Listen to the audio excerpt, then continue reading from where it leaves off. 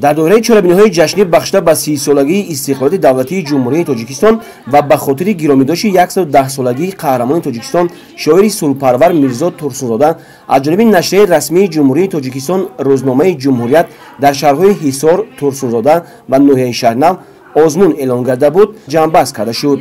نخست عالمان و شاعران جمهوری تاجیکستان، مهمانان جمهوری ازبکستان و جمهوری اسلامی افغانستان و نمایندگان مقامات اجرایی حکومت دولتی شهرهای حصار، ترسونزاده و نوحه شهرنو از آثارخانه مرکزی به نام استاد میرزا ترسونزاده دیدن نمودند.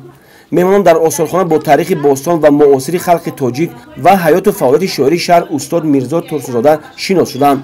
آنها با آثار گران ارزشی به میراث گذاشته ملت تاجیک از جمله بازیافت‌های یادگاری‌های دوره‌های گوناگون تاریخی شروع از عصر سنگ دوره به دوره تا زمان معاصر، هنرهای مردمی، اینچنین دستاوردهای زمان استقلال در ساحه‌های علم و معارف، فرهنگ، تندرستی و ورزش شناس گردیدند. بعداً در کاخ دوستی شهر ترسونزاده چالبینی فرنگی فراغتی دایر گردید.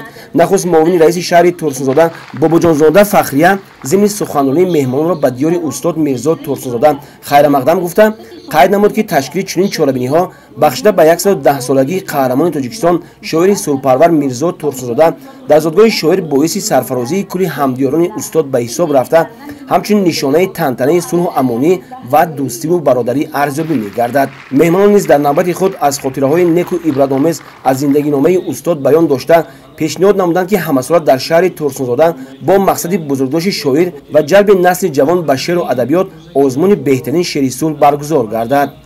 باید گفت که در آزمون عالمان و ادیبان، پوبلیسیستان و ژورنالیستان کسبی و همه آنهایی که به ایجاد علاقه‌مندند اشتراک کردند.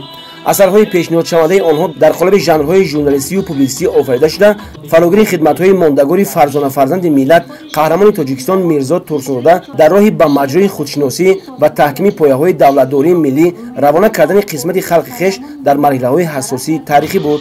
در آخر چالبینی به غالبان آزمون سپاسنامه و تحفه‌های مالی و پولی تقدیم کرده شد.